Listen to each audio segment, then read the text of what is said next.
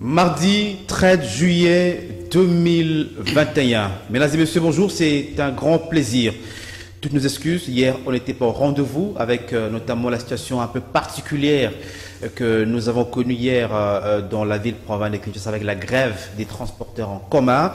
Kassel, Etienne, nous sommes là pour répondre à ces rendez-vous de chaque jour. Pour vous, mesdames et messieurs, vous qui nous suivez chaque jour, chaque matin, partout dans le monde, vous êtes nombreux à nous suivre sur notre page Facebook, également sur notre page Facebook, également sur notre chaîne YouTube. CCTV Ralik officiel également, vous qui avez toujours l'habitude de suivre sur la radio Liberté Kinshasa, la fréquence modulée 96.8 MHz, votre magazine kiosque. Kiosque de ce mardi, nous allons plancher, vous savez, il a tiré finalement sa révérence. C'est lui que moi personnellement je toujours qualifié de érudit, un homme de grande valeur. Je citais donc le cardinal Laurent Mosengo Passigna, l'archevêque émérite de Kinshasa, décédé à Paris en France. Les programmes donc de rapatriement de la cité depuis mortelle, je crois que c'est déjà donné pour le 19 juillet, très bientôt d'ailleurs.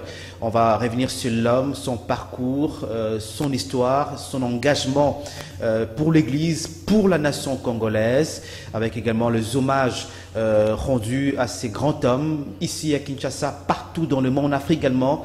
Il faut également le reconnaître. On va parler avec nos invités et surtout, moi, personnellement, je célèbre donc sa présence, en tout cas son existence sur cette terre des hommes. Nous avons été très jeunes, nous avons grandi et ce nom restera gravé dans les annales de l'histoire congolaise. Également, nous reviendrons sur les grands débats sur cette loi, sur notamment, on parle de la congolité, sur la congolité ou sur la nationalité. En tout cas, les termes de fois portent déjà à confusion. Mais le débat fait rage dans le microcosme politique congolais, également au sein de partenaires étrangers qui appellent les uns les autres à la retenue et surtout à la prudence. La loi, je disais donc la loi initiée par Noé Tchani, c'est lui qui était le candidat à la présidentielle de 2018, portée finalement par un député national, Singhi Pouloulou. La loi, en tout cas, beaucoup de réactions, vent debout du côté des acteurs politiques. On l'en verra. Est-elle discriminatoire? Est-elle également anticonstitutionnelle? Les débats fait rage, on en parlera. Déjà, le ministre de la Communication des médias et porte-parole du gouvernement a donné la voix à ce sujet. Il faut éviter d'employer désormais ces termes qui, en tout cas selon lui, Patrick Mouya bien sûr, semble être dangereux et surtout n'est pas réveiller les démons de la division. Voilà, c'est donc la voix officielle du gouvernement congolais. Et si je parlais tout à l'heure de la grève, bon, la courtoisie routière a été décrétée finalement par l'hôtel de ville. Hier, c'était la grève pour dénoncer les tracasseries policières dont est victime la plupart des cas de conducteurs de taxis et taxibus ici dans la ville-province de Kinshasa. Charles Kekankou, qui sera sur ce plateau, Isaac Bakoku, également Sélé Kanengala, je viens justement les saluer. Charles Kekankou, bonjour. Bonjour, merci Michel pour l'invitation. Merci également d'être là. Isaac Bakoku, bonjour. Bonjour, merci beaucoup. Je voudrais remercier tous les secrétaires qui suivent notre émission à travers le monde, par la net, par la radio, par la télévision. Pour se dire quelque chose, rappeler qu'au Premier ministre de prendre ses responsabilités, de pouvoir vraiment notifier Madame Chantal Bachizi au CAMI afin qu'elle soit installée. Parce que quand on dit la République de l'état de droit, on ne joue pas avec l'état de droit. C'est une ordonnance présidentielle qui a été signée au CAMI, donc je suppose que... bonjour et puis... Revenez parce que il me semble que les micros pour rendez-vous, voilà. Qui nous suivent à travers le monde. Et je voulais dire un mot, rappeler au Premier ministre d'assumer ses responsabilités comme le responsable du gouvernement, de notifier à Madame Chantal Bachizi sa fonction de DG de CAMI, cadastre minier, afin qu'il puisse commencer à travailler. Quand on parle d'un état de droit, l'état de droit, c'est le respect des textes et de règles et de la Constitution. Une ordonnance présidentielle a été signée, elle a été nommée, et ça fait depuis très longtemps Elle n'a pas encore pris fonction. Je suppose que les 17 qu'ils ont promis ce samedi, elle sera installée à son poste de directeur général de cadastre minier de la République. Merci, le message est passé. C'est le Kanangila, bonjour. Bonjour, Michel. Merci d'être là. Vous qui faisiez un peu aujourd'hui la campagne en faveur de paiement des immeubles, donc ceux qui sont les locataires de l'État, comme on dit, donc, qui occupent notamment certains appartements ici dans la ville provinciale de Kinshasa, principalement dans la commune de la Gombe. Dernièrement, je vous ai reçu, vous avez rappelé un peu certains pour les meubles, je crois, les flamboyants. Ok. Est-ce qu'ils ont-ils exécuté? Ils se sont exécutés en fait. Merci. Une quinzaine de personnes qu'on dit. Merci beaucoup Michel pour l'invitation. Je salue tous les téléspectateurs qui nous regardent à travers le monde. Je rappelle que la campagne, c'est pas moi qui l'ai lancée. La campagne a été lancée par le ministre d'État à l'urbanisme et habitat, M. Pius Mabilou Mbayou-Moukala. Pius Mabilou qui est pratiquement aujourd'hui considéré par la population comme IGF version urbanisme et habitat. Parce que, l'objectif en lançant cette campagne, c'est de faire en sorte que l'argent de l'État qui était perçu sur l'ensemble de ces bâtiments, sur l'ensemble de ces espaces, sur l'ensemble de ces immeubles, puisse aujourd'hui être reversé dans la caisse de l'État. Et donc, non seulement verser cet argent dans la caisse de l'État, mais demander des comptes à tous ceux qui ont perçu cet argent. C'est comme ça que j'ai parlé de lui comme étant IGF version urbanisme et habitat. Parce que lorsqu'on va faire les comptes, on réalise que vous avez eu à empocher pendant plusieurs années des sommes colossales de l'État. Monsieur, on ne va pas vous laisser, à part le fait qu'on va vous demander de libérer la maison, l'État va vous demander les comptes et la prison des Makala va donc s'en charger. Pour revenir à la campagne, oui, elle se poursuit bien. Elle a pris fin hier à l'immeuble flamboyant, Michel, mais les conclusions sont scandaleuses. C'est vrai que la commission commise à ce travail s'est réunie aujourd'hui pour analyser les pièces dont qu'elle a pu avoir de par les occupants de ces maisons. Mais si je ne suis pas pressé, je vous annonce que l'État a perdu des millions et des millions d'argent. Comment ça se passait? Ça se passe que c'est que les grands hommes, entre guillemets, de ce pays ont occupé ces maisons. Peut-être pas par eux, mais par leurs relations, par leurs amis, par leurs cousins, par leurs cousines. Mais il y en a même qui ont eu du kilo. Vous occupez la maison de l'État, vous libérez la maison, vous laissez ça à un locataire qui vous donne à vous l'argent de l'État. Donc, vous devenez bailleur. Vous devenez bailleur. Je vous dis que les conclusions sont vraiment scandaleuses et la commission va se réunir cet avant-midi pour analyser les différentes pièces dont elle dispose avant de communiquer les mesures à prendre. Mais déjà, ce matin, l'opération commence à l'immeuble Canas. C'est non loin de Wallonie-Bruxelles, toujours à la Gombe, avant d'aller à l'Interpol et concerner d'autres bâtiments. Donc aujourd'hui, ce que Pius Mabilou fait rentre dans les cas de la vision du président de la République. Aujourd'hui, qu'on l'appelle IGF version urbanisme habitat, je pense que c'est des gens qui se sont totalement inscrits dans la vision de Tshisekedi de faire du peuple d'abord une réalité. Et le peuple d'abord passe notamment par remettre à l'État ce qui lui a été ravi, et c'est l'essence de cette campagne. Très content également de cette mesure, surtout la campagne, et j'étais également très heureux parce que je l'avais toujours annoncé. Si j'avais une liste de ceux qui occupaient des maisons de l'État, j'ai vu l'ancien ministre de l'Urbanisme et Habitat, Omer Egwa, qui a été déguerpi. Oui, c'est des gens, excusez-moi, c'est des gens parce que... Ça aussi, ça fait... oui, bien, je vous ai dit que IGF version urbanisme et habitat travaille. C'est l'IGF urbanisme et habitat. Non seulement vous allez libérer la maison, monsieur, mais on va vous demander les comptes pour tous les temps que vous l'avez occupé. Vous devez à l'État l'argent. Et donc aujourd'hui... Ça, c'est important à rappeler. Et aujourd'hui... C'est l'essence même de la campagne de diabolisation dont il est victime aujourd'hui, des insultes.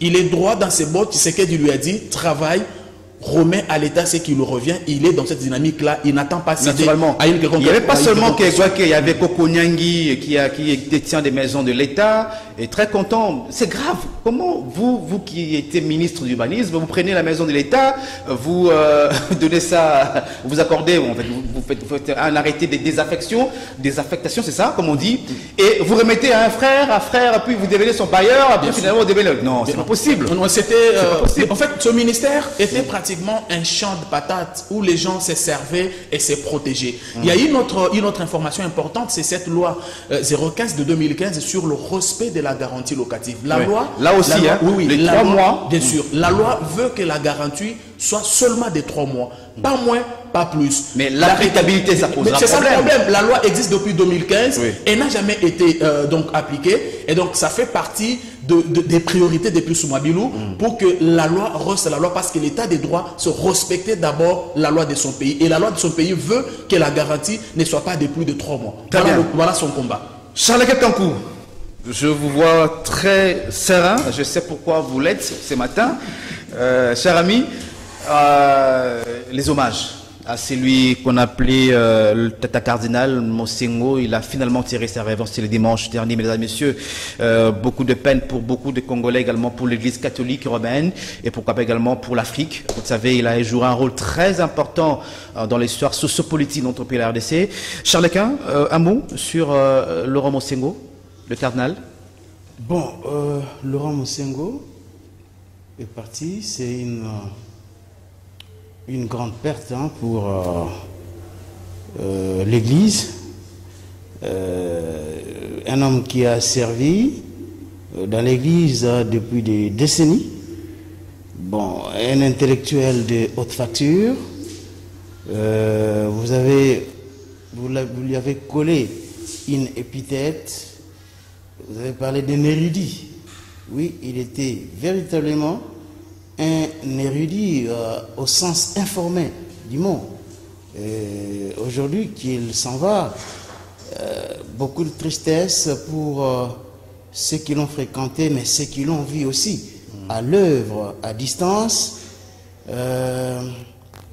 Vieillard Kakoshim qui décède à 81 ans, il avait déjà une santé chancelante, vit aussi l'âge qu'il avait.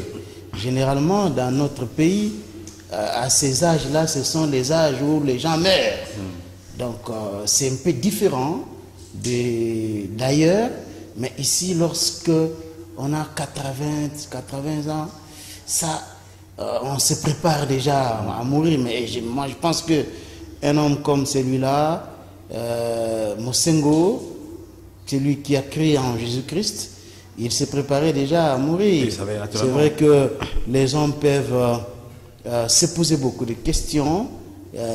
La condition humaine se définit aussi par la finitude temporelle, les caractères mortels de l'être humain. Donc, il n'y a pas de vie sans mort. Ces dualismes-là, ces deux choses marchent ensemble. Et pour nous qui sommes encore en vie, lorsqu'on voit des gens partir, on fait des anniversaires, et il faut toujours se poser la question, un jour moi aussi, je serai comme celui que l'on plaire aujourd'hui, alors qu'est-ce que je dois faire pour que, après cette existence, je serai où, je vivrai comment, parce qu'effectivement, il faut savoir qu'il y a une vie après la mort pour nous qui croyons en Dieu, même si certains nous taxent de tous les mots et de rêveurs, ainsi de suite. Mais nous croyons en Jésus, parce que Jésus, là, dont on parle, ce n'est pas une philosophie, c'est une expérience pour tout chrétien sérieux qui croit en la Bible, qui va à l'église, qui prie. Il a une expérience personnelle qu'il a faite avec Jésus. Alors, Monseigneur Mosengo, c'est vrai que Michel, tu connais un peu ma position sur le rôle de l'Église dans une nation. Je n'ai jamais été d'accord avec l'influence de l'Église, l'ingérence de l'Église dans les affaires politiques. Parce que c'est vrai que les catholiques ont toujours évoqué la mission prophétique de l'Église, un concept que je n'ai jamais partagé, parce que vous savez, le modèle du christianisme, c'est Jésus-Christ. Jésus était sur la terre du temps où les Romains avaient colonisé les Juifs, les Israélites. Et pour les Israélites, les Juifs, Jésus là était venu pour les libérer de la colonisation, pour donner l'indépendance à l'Israël. Et c'est ainsi qu'à un moment donné, ils sont allés même prendre Jésus pour le faire roi. Il a refusé. Et vous savez, les célèbres versets ou la célèbre écriture qui dit à César ce qui est à César, à Dieu ce qui est à Dieu. Donc si la mission prophétique de l'Église consiste aussi à l'ingérence dans les affaires politiques, ça, moi, je ne partagerai jamais cela. Ça, c'est votre avis. Ça, c'est bien sûr. Ça, c'est mon avis. De toutes les manières, on concède d'ailleurs. Ça, c'est mon avis. C'est ainsi que je ne serai jamais d'accord avec l'Église catholique dans tout ce qu'elle fait. Oui. Vous savez aussi, il y a une autre chose. En tout cas, je ne serai jamais tendre avec l'Église catholique pour beaucoup de choses, notamment ce vœu de célibat là. Moi, je n'ai jamais compris comment quelqu'un peut rester célibataire toute sa vie sans pincer une femme, parce que c'est quand même un besoin naturel. Et je me dis, est-ce que ces gens-là qui restent célibataires, ils sont-ils vraiment sincères envers Dieu? Ça, je n'accepterai jamais plus ça. Alors maintenant, Mosengo, non, attention, Jésus était fils de Dieu, mais il était aussi Dieu. Et c'est la seule personne qui n'a commis aucun péché. Mais d'Abraham, d'Adam jusqu'aujourd'hui, tout le monde est pécheur et commet des péchés, sauf Jésus. Très bien. Donc, alors, mais en ce qui concerne Mosengo, bon, on ne peut jamais parler de la démocratisation, de la période de la lutte acharnée contre la dictature Mobutu, les années 90, sans parler de Mosengo. Donc on ne peut jamais parler de l'histoire de ces pays à un certain moment. Vous l'avez dit, évoquer le nom de Mosengo. Les hommages lui rendus, ça sent, vous savez qu'une personne, à un moment donné, c'était une cohésion nationale, on se met d'accord, c'est un point de choses, la démocratisation, il est là-dedans, effectivement, l'engagement en faveur de défendre les intérêts du peuple congolais, il était là, il ne transigeait pas sur les intérêts du peuple congolais, naturellement. Donc, c'est pour dire qu'en ce moment-là, à cette période-là, Mosengo a joué un rôle important pendant la conférence nationale souveraine. Nous nous souvenons encore de la marche des laïcs catholiques. Mosengo était aussi au four et au moulin. Il était parmi les grandes personnalités de l'époque qui avaient mobilisé les Congolais, convoqué beaucoup de choses dans son actif, Charles Kankou. Je vais très bien rappeler que, contrairement, ça c'est par rapport au programme, contrairement à ce qui a été prévu précédemment, et après une rencontre réconcertation, comme on dit, la famille du cardinal Laurent Mosengo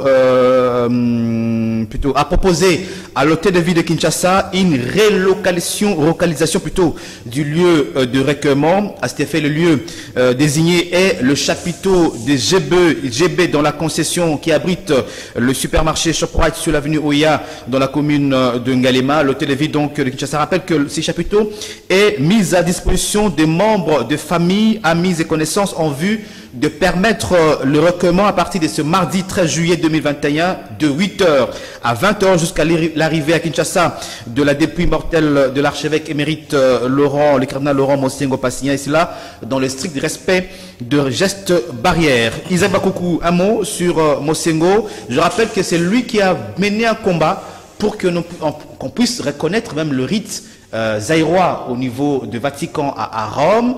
Beaucoup de choses qu'on peut retenir de Mosengo, un polyglotte. Il parlait pratiquement 14 langues. Oui. Vous savez, je rigole un peu lorsque mon frère, il dit il n'est pas d'accord avec l'Église catholique et en même temps,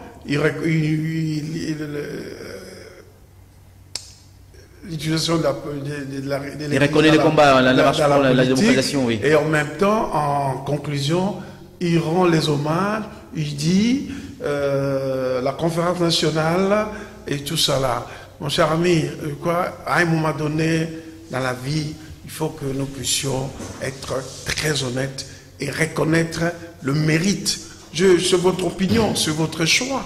Votre choix d'être marié avec une femme, le choix de Pasteur Cass d'avoir 7 femmes, 11 ou 12 femmes. Mais non, il en a, je crois, 15. Et le choix des prêtres de ne pas se marier. S'il vous plaît, je ne vous ai pas interrompu. C'est question de choix. Et alors, dites-moi un parti politique qui a une université, qui a des hôpitaux, qui a des écoles, qui a ceci, cela. Ça veut dire que lorsque vous assumez les responsabilités d'encadrement de responsabilités au sein de la population, au sein de la société. Vous êtes aussi concerné, comme on dit toujours, si vous ne vous occupez pas de la politique prend soin de vous. Et moi, je pense que j'ai toujours été très reconnaissant à l'Église catholique, qui, aujourd'hui, tous ceux qui vilipendent l'Église catholique aujourd'hui, ils sont passés par l'Église catholique, par les pères blancs, etc., et qui sont devenus des grands dans ces pays, même à travers le monde, c'est à travers l'Église catholique. Et moi, je pense qu'il faut beaucoup de considération et beaucoup de respect, et le travail social que fait l'Église catholique, l'Église protestante et certaines églises de réveil, de sommeil, qui doivent encore se réveiller. Alors, concernant Mosengo, oui. Mosengo, je le voyais un maître d'école. Mosengo, c'est soldat de Jésus qui a pu quand même concilier l'évangile et la politique. Mosengo, c'est quelqu'un qui a consacré toute sa vie, et pour l'Église, et pour le Congo. Si nous avons un environnement aujourd'hui politique un peu sain, il faut compter aussi sur Mosengo. Mosengo n'hésitait pas, comme il disait, il agissait en temps et en contre-temps.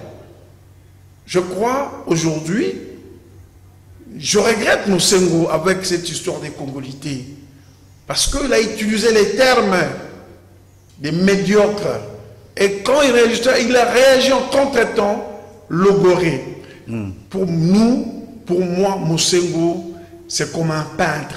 Mosengo pour la RDC et une partie de l'Afrique, pourquoi pas en Europe, un artiste. C'est-à-dire que nous allons vivre Mosengo jusqu'à la fin de notre vie. Parce que ce monsieur a marqué la RDC sur tous les plans. Et il a fait les éloges intellectuels, tout ça de Mosengo. C'est que moi je peux dire de Mosengo, simplement dire quelqu'un que je fréquentais, et puis je suis allé d'ailleurs participer à son 10e anniversaire de cardinalat, ici à côté de l'église Sainte-Anne, un type extraordinaire. Il savait ce qu'il voulait et il recadrait les hommes politiques congolais. Il n'avait peur. Quand on l'a prêté l'intention d'être candidat président de la République, il a dit, mais écoutez, là où moi je suis, j'ai un pouvoir plus important, plus puissant que le pouvoir politique, donc ça ne m'intéresse pas, avec toute honnêteté. Donc c'était un monsieur qui faisait le contrepoids entre les hommes politiques et Donc, Mosengo... Est-ce qu'aujourd'hui on peut dire que son successeur direct à Mbongo est aussi dans sa lignée? Bien sûr, il n'y a pas un Mbongo, il y a Utebi, il y a toute une série de gens qui étaient autour de lui. Oui. Mais on a quand même senti les rapprochements entre lui et Mbongo depuis très longtemps. Il l'a préparé à pouvoir le succéder en même temps. Vous savez, c'est quelqu'un qui prévoyait tout. Oui. Il prévoyait tout. Utebi, le président de la CENCO, c'était son assistant Kisangani, tout ça. Donc, Mosengo restera avec nous à travers certains évêques et prêtres. Exactement. Et il a joué un rôle très important. Un scientifique vous savez qu'à chaque fois que Mosengo organisait une messe, vous voyez la foule.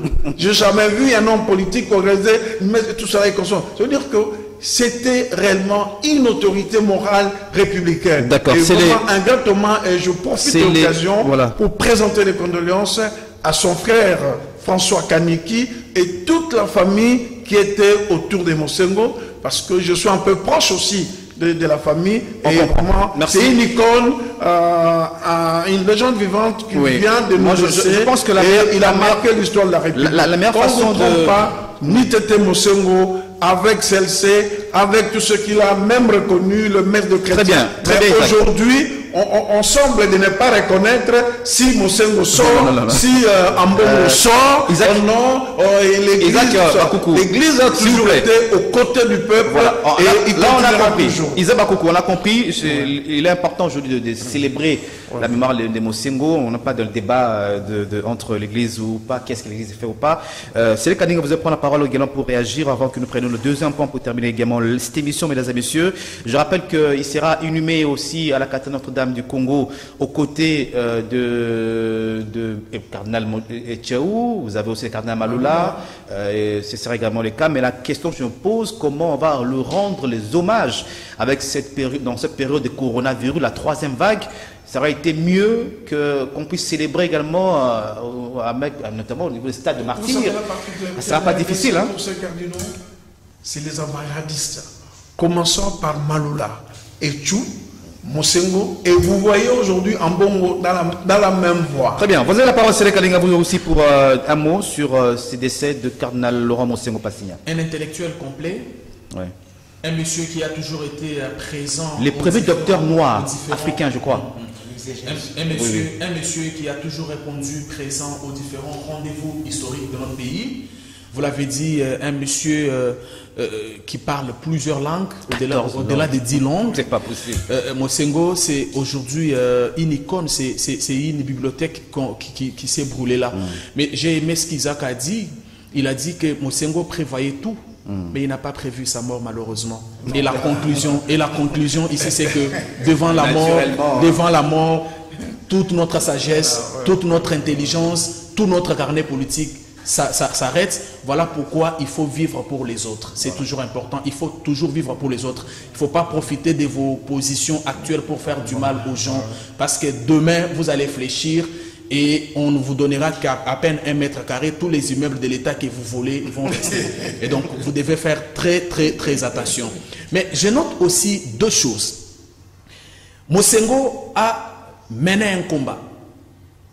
Mais comme Kabila n'a pas réussi à transformer l'homme zaïrois en homme congolais, je note que Cardinal Mosengo n'a pas réussi à dépolitiser l'Église. Il n'a pas réussi à dépolitiser, passez-moi l'expression, la société civile. Aujourd'hui, quand vous regardez même ces débats autour de la loi organique portant sur la CENI, portant fonctionnement de la CENI, les gens vous disent qu'il faut dépolitiser la CENI, les gens vous disent qu'il faut confier la CENI à la société civile. Mais quelle société civile? Ça, c'est un secret de polichinelle.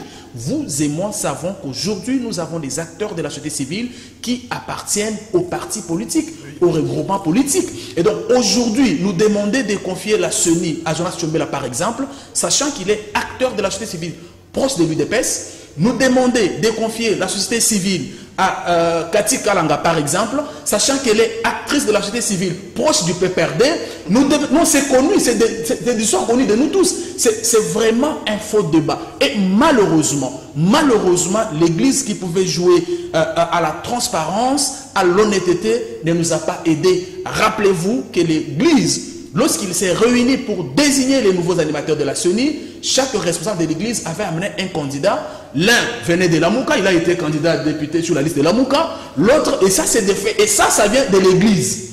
Lorsque ça vient de l'Église, franchement, la nation est perdue parce que c'est l'Église qui était censée montrer la bonne voie. J'aimerais aussi commenter sur un fait qu'a évoqué Charles Lequin, de dire que les responsables de l'Église ont prêté serment de vivre célibataires toute la vie. Non, c'est de leur droit. C'est de leur droit le plus légitime. Mais j'aimerais qu'il n'ait pas de l'hypocrisie. Parce que prendre l'engagement de ne pas vous marier parce que vous voulez vous mettre totalement au service de votre Dieu et faire des enfants en coulisses, ça, c'est pas une bonne leçon que vous nous donnez. Absolument pas. Ça, c'est pas une bonne leçon. S'il vous plaît, laissez-moi penser. C'est pas dans un débat d'église ici. Non, j'avance un peu. Prendre l'engagement de servir votre Créateur en étant célibataire et être arrêté parce que vous avez été pédophile, ça pose problème. Et donc, moi, je demande aux hommes de l'Église de nous montrer la bonne voie, de vivre dignement parce que leur vie est une leçon qu'ils donnent à l'ensemble de la nation. Vous comprenez? On ne peut pas comprendre qu'un responsable de l'Église amène pour candidat de la CENI quelqu'un qui a été candidat député sur la liste de la Mouka et saute demain quand il est roulé par le PPRD pour appeler le peuple à opposer une fin de non-recevoir. Donc c'est de la malhonnêteté, ce n'est pas sérieux. Très bien. On va prendre la deuxième partie de cette émission avec cette loi controversée finalement, hein, et la loi initiée par Noé Tiani. Charles, vous avez la parole, et portée finalement aujourd'hui par un parlementaire, c'est justement ça la règle. Tiani n'est pas un parlementaire. Donc la loi, évidemment, soit c'est une initiative d'un parlementaire, soit c'est une initiative du gouvernement, et c'est ce qu'on appelle le projet de loi, ou c'est une proposition de loi, comme aujourd'hui Ting Pouloulou, qui l'a déposé au niveau de l'Assemblée nationale. Mais vive réaction du côté de la classe politique congolaise. Beaucoup qualifient cette loi soit des discriminatoires, et certains également pensent également que c'est anticonstitutionnel, c'est les termes qu'on emploie. Mais ce qui est vrai aujourd'hui, le débat qu'on va essayer de lancer, beaucoup de réactions qu'on a aussi enregistrées du côté des partenaires de notre pays. Nous avons suivi Madame Bintou Keïta, la chef de la MONUSCO, qui appelle les uns les autres à la retenue. Également d'autres chancelleries ont également donné la voix. Même le cardinal Mbongo également a appelé les uns au nom de l'Église et au nom du peuple congolais à pouvoir faire barrer la route à cette proposition qui semble être suicidaire et surtout réveiller les démons de la division. Chaneka Kankou, quand vous voyez ces réactions par rapport à la loi Tiani, comment vous réagissez? Ont-ils raison ou pas, ces Congolais qui refusent? Bon, c'est une question importante que vous posez, mais j'aimerais quand même placer un petit mot pour qu'il n'y ait pas malentendu au sein de l'opinion des Congolais qui sont en train de nous suivre aujourd'hui. Nous sommes africains. Moi, je ne peux pas venir ici parler du mal du cardinal Mosengo alors qu'il nous a quittés. Je ne peux pas jamais le faire. Mais si vous voulez connaître les rôles joués aussi par Mosengo, il faut approcher les vieux Joachim Diana. Ces vieux-là, mais s'il vous plaît, ces vieux-là, moi, je n'ai jamais été hypocrite. Je n'aimerais pas que lorsque Diana, le Seigneur le prendra, que l'on puisse venir faire des éloges, parce que ces messieurs-là maîtrisent très bien l'histoire, notamment de cette période-là, de 1990.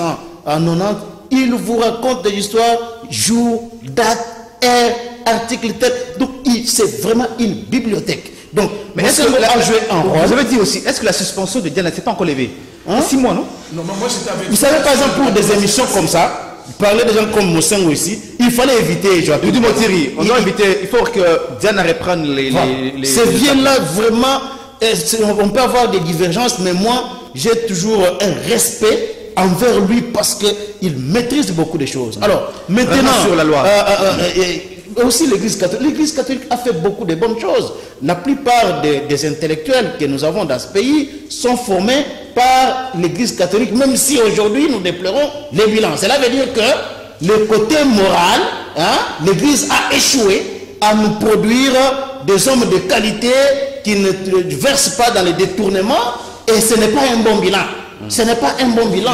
Mais on peut, bien entendu, aussi saluer le fait que l'Église a joué un rôle. Concernant, pour terminer, les prêtres, ce que c'est les Kanangela viennent de dire, mon frère, il est impossible aujourd'hui de dire qu'un homme ou une femme peut faire 20 ans, 30 ans sans coucher avec une femme. Ça, c'est quoi ça? Il ne faut pas mentir aux gens comme ça. Il ne faut pas mentir. Donc moi j'ai toujours soutenu les évêques, s'il vous plaît. Si l'homme aussi a des problèmes de santé. Non, écoutez, le problème de santé, oui. Mais un organisme qui fonctionne... Vous avez pas vous allez faire quoi? Exactement. Mais vous n'allez pas quand même me dire que tous les abbés là ne fonctionnent pas. Ils ont le problème d'érection, s'il vous plaît. Non. S'il vous plaît, non, c'est ça. Quand ça arrive, il prie, c'est faux. Va intervenir. C'est faux et archi faux. C'est faux et archi faux. Moi, j'ai toujours soutenu les évêques qui ont mené des combats pour que les prêtres se marient. Parce qu'il ne faut pas quand même nous dire que vous servez le Seigneur, mais entre-temps, vous couchez avec les femmes. Non, il faut être sérieux. Alors, maintenant, à ce qui concerne la loi Tiani. Aujourd'hui, il y a d'abord une manipulation conceptuelle. Les gens disent que, certaines personnes disent que Noël Tiani est en train de parler de la congolité. Ils remettent en cause la nationalité de certains Congolais. Ce qui est faux et archi faux. Il n'est pas question ici de parler de congolité, ni de remettre en question ceux qui ont la nationalité congolaise. Il suffit seulement de prendre la proposition de Noël Tiani, de l'éplucher pour comprendre que tous qui sont aujourd'hui congolais restent congolais à la lumière de l'article 10 de la Constitution, mais aussi de la loi sur la nationalité. n'y a personne qui sera déchu de sa congolité, de sa nationalité congolaise. Donc c'est un piège conceptuel aujourd'hui que de parler de congolité. Et ceux qui parlent, qui surfent sur cette question-là, ils ont des objectifs pour manipuler l'opinion. Mais malheureusement, aujourd'hui, Michel Kouyaté, on ne peut pas être honnête, intègre et dire que les Congolais ne soutiennent pas la loi Tchani. Il suffit aujourd'hui, moi je vous demanderai de faire un petit exercice, de publier sur Facebook qui sont pour ou contre la loi Tchani. Vous-même, vous aurez les résultats. Moi, je fais ce travail-là sur Twitter, sur Facebook, pour compiler les réactions des Congolais. La majorité, il y a aussi des confrères journalistes dont je ne dirai pas. Je peux prendre l'exemple de Rachel Kitita. J'étais sur Facebook, il a publié aussi pour savoir qui sont pour la loi Tchani. Mais la majorité se dessine clairement en faveur de la loi Tchani. Et ce qui est important aujourd'hui, c'est qu'il y a certains qui disent que non, mais la loi Tchani est soutenue notamment par les gens d'une certaine ère linguistique. Mais nous, lorsqu'on fait le travail de compilation, on écarte systématiquement tous ceux qui ont des noms à consonance Tchani. On cherche pour savoir, est-ce que cette loi ici est une loi tribale qui concerne une certaine catégorie de Congolais ou c'est une loi soutenue par tous les Congolais. Et aujourd'hui, on ne peut jamais être honnête et dire que la loi Tchani ne suscite pas d'adhésion. En termes de vulgarisation, là aussi on peut vulgariser, parce que vous avez évoqué les flous sur le terme. Par exemple, ce n'est pas la loi sur la congolité, encore la nationalité, mais en fait c'est la loi qui réserve l'accès notamment à la magistrature suprême aux seuls Congolais nés de père et de mère. Oui. Vous ne pensez pas que ça aussi c'est discriminatoire? On regarde l'article 23 de la Constitution. La loi a toujours, dans toutes les lois, il y a toujours une certaine discrimination. Alors quel est le motif pour lui de dire réservons l'accès à la magistrature suprême aux seuls Congolais nés de père et de mère congolais? Quel est le motif? Quelle est la motivation? Très bien, c'est une bonne question. Oui. Tchani dit ceci. Oui. Il faut que celui qui occupe la magistrature suprême ait certains postes régaliens ait une loyauté 100% à la République. Et il se base notamment sur l'histoire récente de notre pays. On a vu ici comment on a connu des cas de félonie avec les Ougandais, les Rwandais et beaucoup d'autres personnes. Et il prend un exemple. Vous pensez aujourd'hui qu'un juif, un Congolais d'origine juive, on est à l'ONU, il y a une question entre la République démocratique du Congo et l'Israël. Il a le sang juif en lui. Il va aller de quel côté? Et ça, c'est pas un procès d'intention.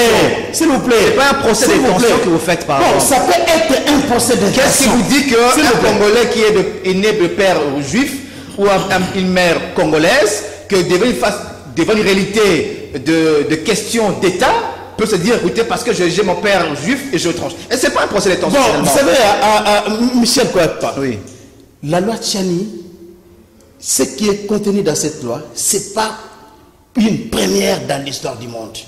Il y a beaucoup de pays africains.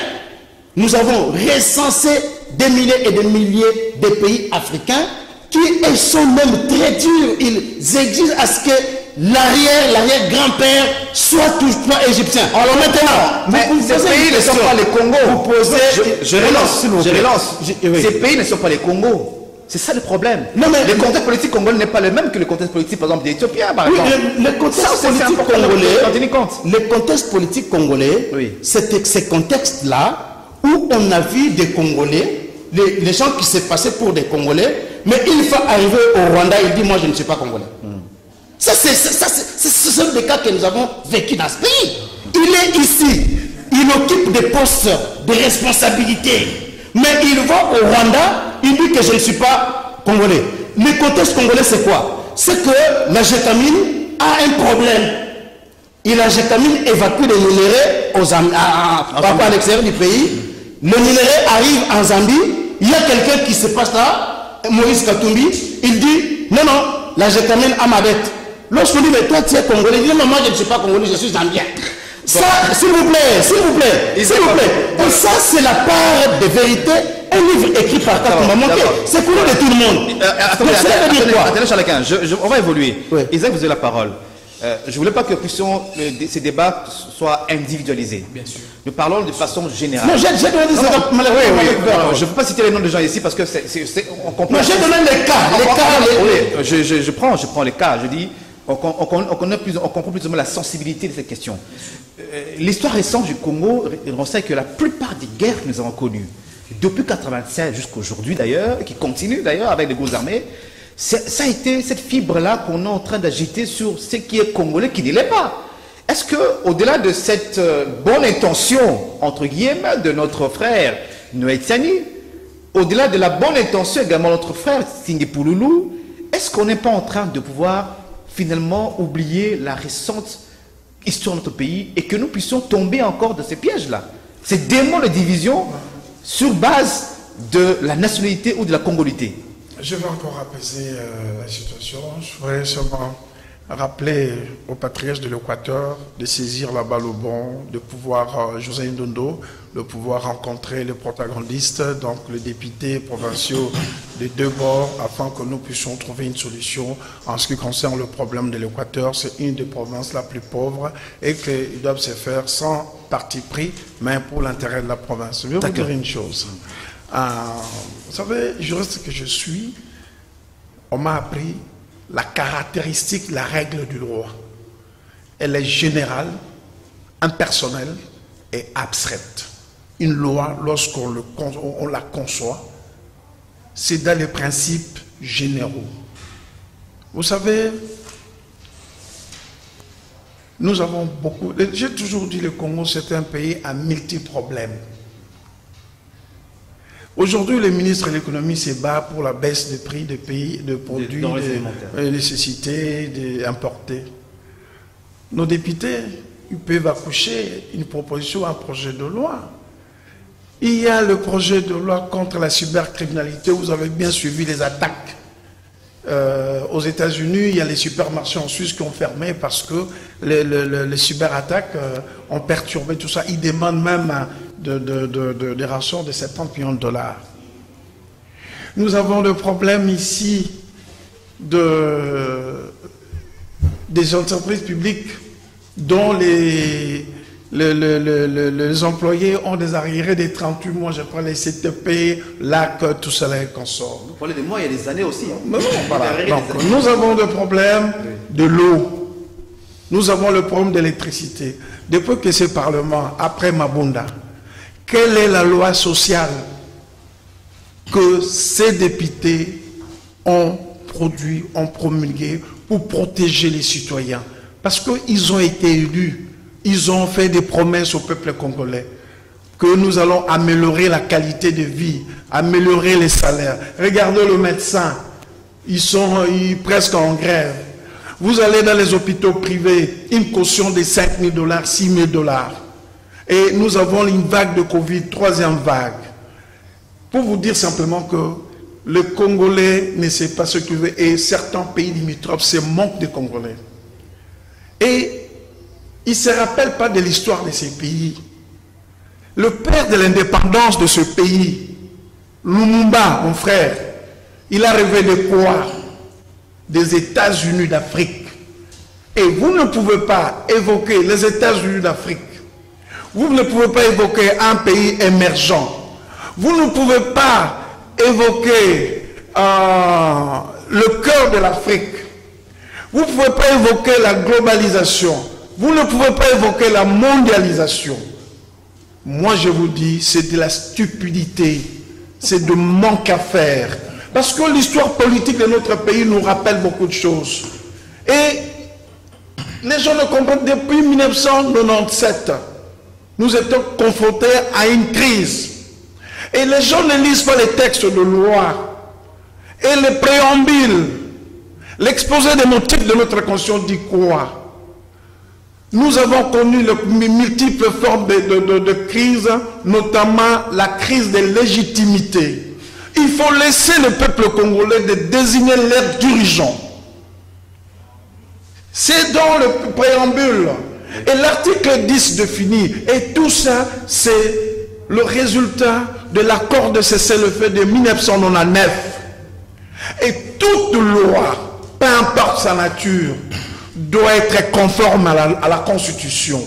L'article 10 dit quoi? Parce qu'il s'est focalisé sur l'article 10. Et l'article 13 dit quoi? Il ne faut pas venir à demi pour faire... Il faut me montrer une université où nous sommes allés, où on vous enseigne l'occupation de fonctions régaliennes ou de souveraineté. C'est rétrograde. C'est archaïque. Stéréotype. J'entends un monseigneur élevé qui répond en bon disant pour la régulation de l'infiltration.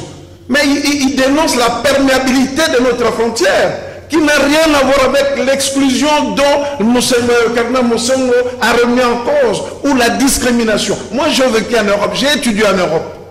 Je connais le mot racisme, je connais le mot discrimination, la xénophobie. Vous ne pouvez jamais obtenir 18. Le peuple te dit ça, mais vous avez cette capacité. L'apartheid aussi, hein. L'apartheid, la ségrégation, c'est ça. C'est ça. Et les gens ne comprennent pas. C'est vivre ensemble. Un grand pays, il rêve toujours des grandes choses. Ce qui est important dans ces pays, j'ai toujours répété, c'est l'autorité de l'État. Si vous voulez aujourd'hui, je vais chuter par là, oui, que ce soit les Congolais de père, mais les Congolais de père ne sont pas les propriétaires terriens. Laissez les pygmées, laissez les pygmées gérer ces pays. Non, oui, alors, non, je suis désolé. Mais on terminer, Isaac, je vais chuter. En 10 secondes. Mais pourquoi ça fait trop fâcher Katumbi? Ou les camps Katumbi? Non, vous savez, il est concerné. Non, non, vous voyez simplement. Non, non, vous voyez simplement Katumbi. Oui. Vous voyez simplement Katumbi. Oui. Parce que les gens ont peur de Katumbi. Ah oui. Oui. Mais regardez depuis 2018, 2016. Tout ça en politique, on parle. Voilà. En politique, on négocie avec ses partenaires. Laissez-moi chuter. Je chute. Parce que, il n'y a pas que. Nous avons 9 frontières. D'accord, nous avons des mariages mixtes. Et en vertu de quoi vous allez empêcher mon fils, dont la maman est angolaise, d'être congolais et d'être président de la République. C'est la stupidité. C'est le Kaneng, là, on termine l'émission avec vous pour terminer, pour clôturer ces débats. Parce que j'aurai aussi du temps parce qu'il a eu beaucoup de temps. On termine l'émission. Il n'a eu que 3 minutes. Ne vous en faites pas. Alors, je constate qu'il a chuté 7 fois au point de se casser la jambe. Je vais chuter, il ne chute pas, je vais rechuter, il rechute. Je comprends qu'il était vraiment en difficulté. Vous lui avez posé une question directe. Pourquoi la loi énerve Katumbi? C'est parce que Katumbi, c'est sa morveux. Il doit se moucher. C'est ça la réponse. Mais la loi Tiani, je l'ai lue toute la nuit.